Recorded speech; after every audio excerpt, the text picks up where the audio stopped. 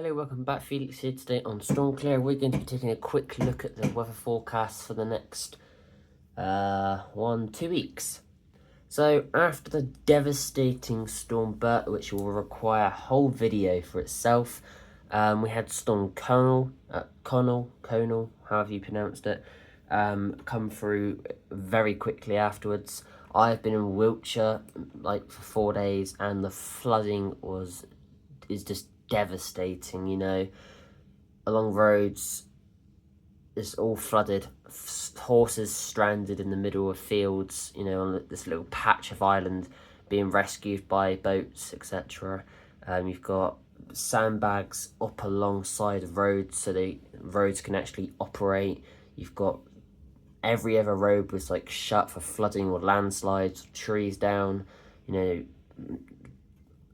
farmers' fields, roads, like I said, houses, estates, parks, town centres, industrial areas, football pitches, solar panel farms, all underwater. Miles and miles of flooding in some areas, and it's pretty sad to see.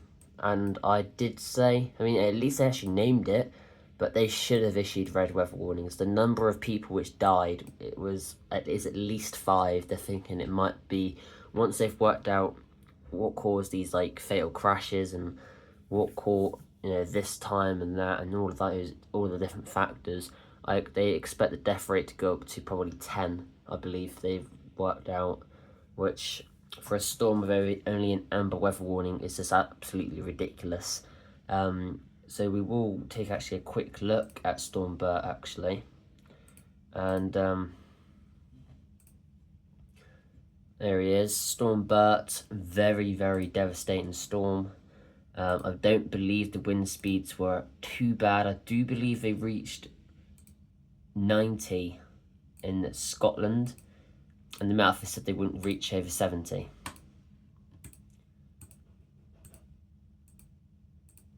So it just shows you, how, again, another failure on the Met Office's behalf. Tusky hasn't even got it set up properly because they haven't actually recorded the actual wind speeds. They've just got what they forecasted it as. So they were also wrong, because the Met Office recorded a wind speed here in the Cairngorm Summit National Park. Cairngorm National Park, I believe it was at the Cairngorm Summit, of at least 89 miles an hour, and that was hours before the peak of the storm.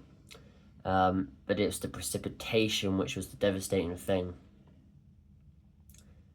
So if we just look at November as a whole, it was a very, very wet month. So it was very, it started off alright, and then it's just, we're not really in a good position, are we? Most of the rain was overnight, and then just, about a week before the storm, and then it just kind of didn't stop raining. We always had rain. We just look at all these systems, all of that rain. So I do believe, I've skipped ahead too far.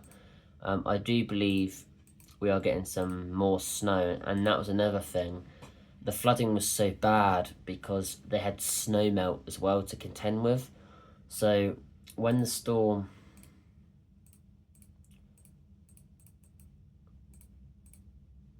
so we've got the storm here, but here, I believe it was this one, yeah, it dropped a lot of snow. And I believe on the Tuesday, there was also a lot of snow. So yeah, specifically,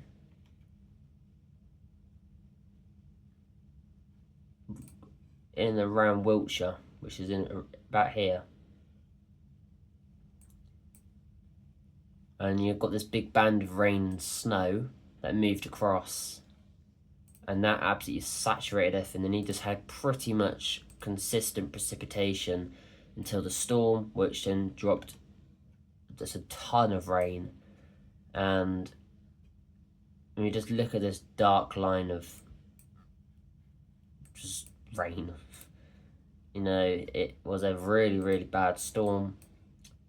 But it wasn't just because the actual system itself was bad. It's because of what happened before and all that snow. So you already had high water levels because it's been a very wet month. Then you had some of the heaviest snowfall seen for years. It's the first biggest storm. We've had a few of them of this sort of strength, but since now pretty much all of the leaves have come off, this is the first big one where all the leaves came off. Pretty much like 95% of the trees have lost leaves now. But up there, they've got pine. So, it's also quite a weak, because there's a lot of trees coming down for that. So then you've got snow melt, ice melt, rainwater. You've already got flooding from the recent rainfall. Water levels are already high. And then you factor in the wind speeds and the time of day the system hit. If I'm correct, for Wiltshire, the peak of their storm, they didn't really get bad wind speeds, but there was still a lot of trees down, throughout the day Sunday. But the precipitation, it wasn't a bad storm by any means, but it was, like I said, it was a bad storm. But the worst of it was, the real reason why it was so bad is because of the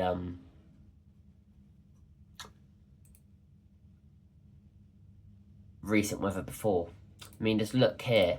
Heavy rainfall around Wiltshire for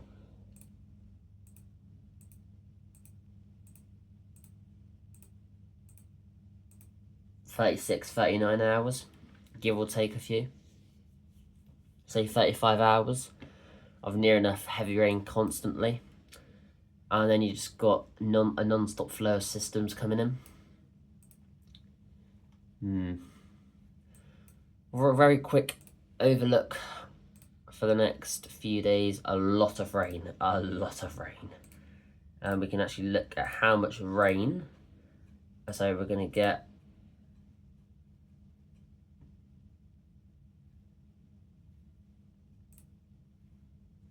it's not, well, it can't be right.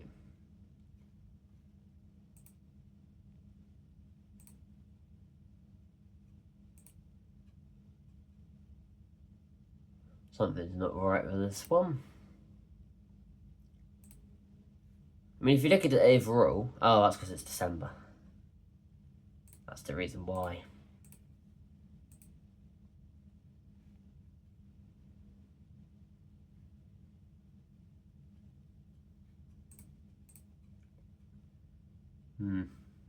But overall, it's been a very, very, very wet autumn. And it's just going to get wetter as we go into winter. I think they've scrapped our White Christmas for the majority of the UK now. But we will just take a quick look at the wind speed. This is quite random, I do know that. But there is supposed to be another storm next week. There we are, that's it. This will be Storm Dalurg. Dalurg. I can't pronounce that. Dalurg.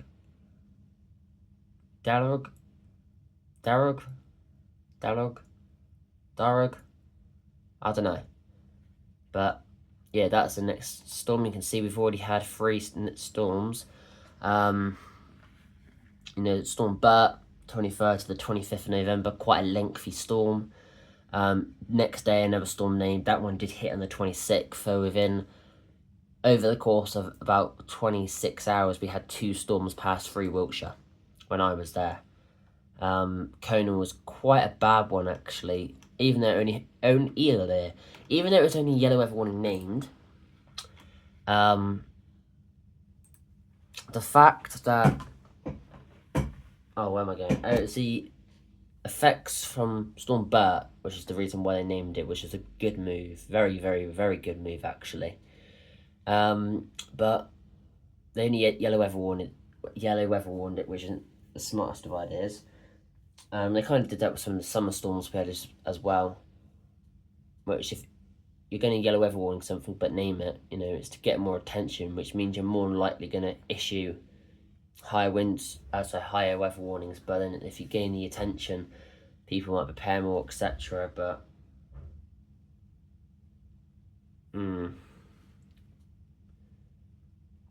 either way,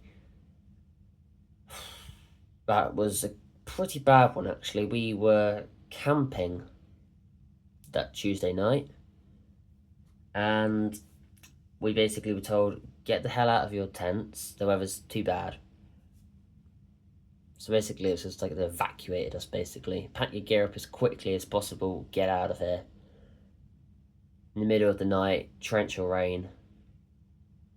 The winds weren't that bad, but I think the real reason why they say you need to get indoors is because it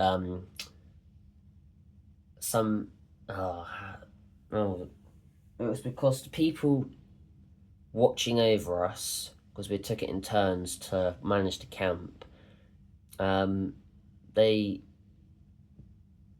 were getting too cold or something, and then there were a group of girls which thought it'd be a good idea to put 3 in a half a tent rather than 2, so they got wet, and then they were saying they wanted to go indoors and all that, but they didn't have enough staff to split over everywhere or something, and then this decision was taken to bring us all indoors to avoid injury or illness or something like that. Which, to be fair, bear in mind it's an army experience. You're supposed to be outside in the weather, but they just brought us in, which was a bit disappointing because I was so warm in that sleeping bag. I wasn't wet, I wasn't cold, and as soon as I got out of that sleeping bag, it took an hour and a half to get back to sleep because we had to move everything as well. So that was an hour and a half less sleep, less performance for the next day. I then my cold got worse, which I already had, because I was made cold, because we were made to go out in the open, in the wet. Because we had to go so quickly, we couldn't put our layers back on. So we just had to pack up as quickly as possible, and then we kind of just abandoned the actual tents and half tents, the rope, the cooking equipment and all of that. We just abandoned it, and we had to go out there the next day. I did tell them we might get a storm, just to be on the safe side, but yeah. And then the next day we got another system come through which had like a ridiculous frost, like a really, really, really thick frost, and we actually had a yellow weather warning for fog. The fog wasn't too bad actually, the fog's worse here when we don't get weather warnings, but it was the fog, the freezing rain, the frost, and the ice. We weren't forecast any ice, any frost, any rain. It was just fog. And we ended up having really, really, really cold temperatures, really thick ice. The drinking taps froze, so we couldn't get any water. But that was on the last day, because if it was the day before, we would have had some problems, but it was on the last day, and the coaches struggled to get there, obviously because of the snow, and not the snow, the ice. So, yeah.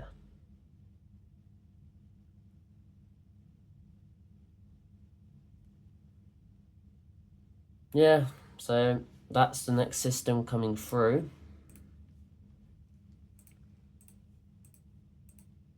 It does linger for quite a while. And then we go into high pressure again. We've got a lot of high pressure, so it sends all of the rain and all of the storms up towards Iceland.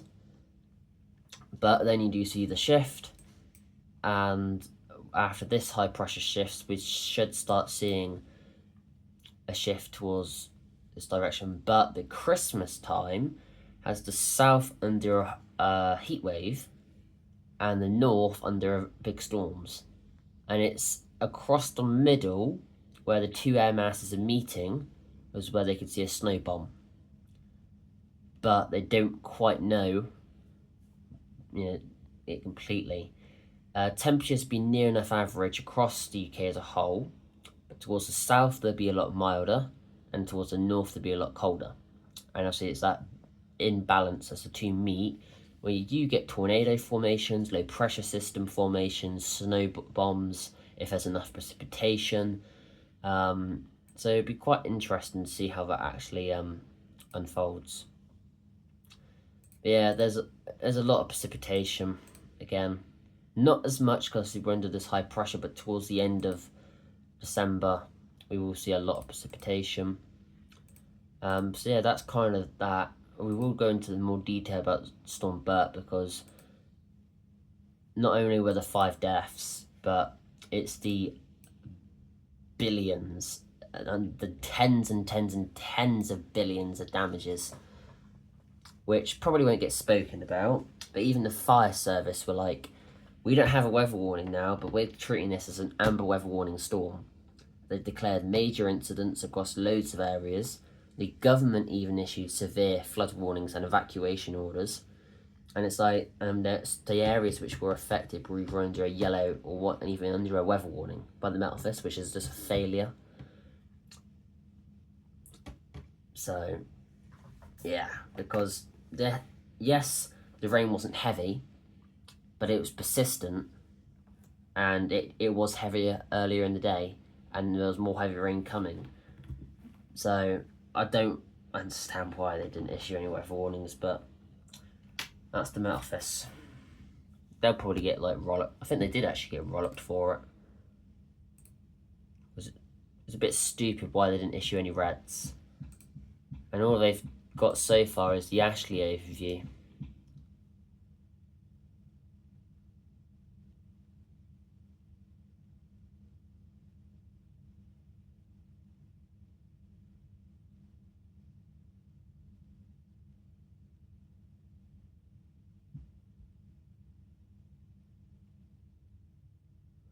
Yeah. Explosive cyclogenesis. Rapidly intensifying and deepening. It dropped from 988 HPA at 6 a.m. the 19th of October, and at 6 a.m. the 20th of October, it dropped to 952. I believe 24 is the threshold for rapid intensification.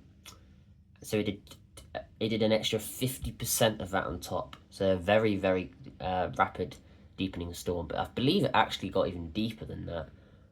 I'm pretty sure. I'm pretty sure it got a lot deeper. Yeah, it did. 937. And it actually got deeper than that, right in the heart of the storm. Yeah, 936. We had 932 over here, well, about a week before that. So 936. But I guess they were talking about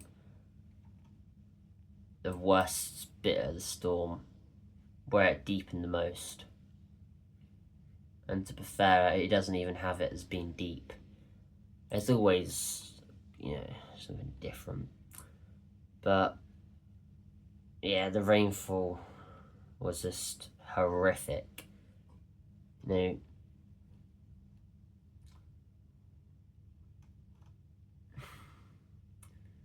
Some areas seeing over 32 millimeters of rain an hour.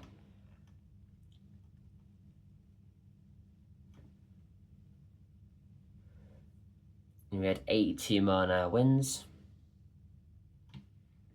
apparently.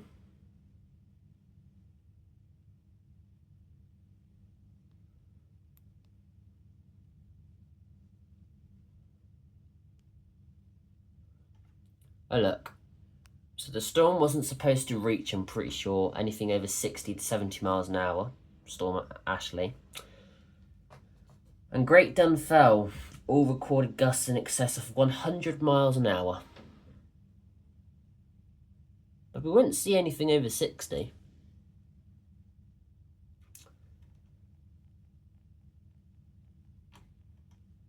Every storm we seem to get these days in the UK exceeds 100 miles an hour. It never used to. Always does now. 105.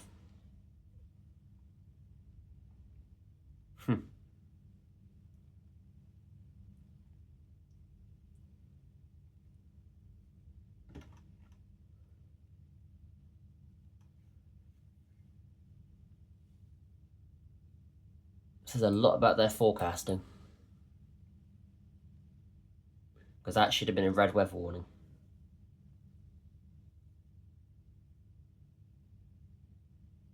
But then it is mountainous. Amber at the absolute least, and I don't believe they issued ambers at all for a wind. I don't believe they issued ambers.